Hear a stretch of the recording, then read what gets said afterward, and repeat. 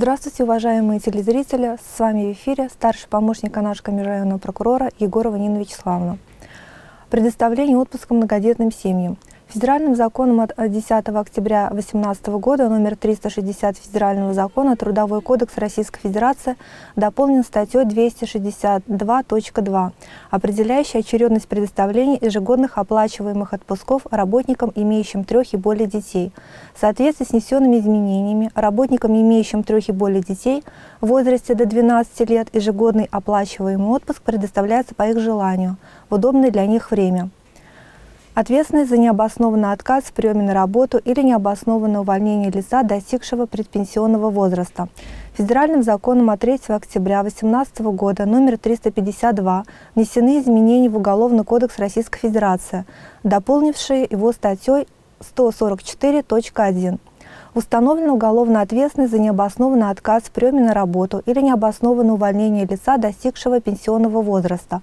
Так, необоснованный отказ в приеме на работу лица по мотивам достижения им предпенсионного возраста, а равно необоснованное увольнение с работы такого лица по тем же мотивам, наказывается штрафом в размере до 200 тысяч рублей или в размере заработной платы или иного дохода осужденного за период до 18 месяцев, либо обязательными работами на срок до 360 часов. Под предпенсионным возрастом понимается возрастной период продолжительностью до 5 лет, предшествующий назначению лицу страховой пенсии по старости в соответствии с пенсионным законодательством Российской Федерации.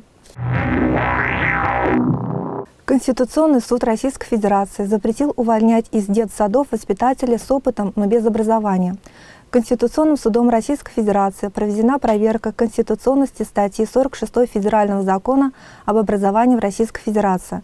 По закону об образовании заниматься педагогической деятельностью вправе граждане со средним профессиональным или высшим образованием. Конституционный суд проверил эту норму по жалобе гражданки с неполным высшим образованием, которая с 1990 года работала воспитателем детсада и успешно проходила аттестацию.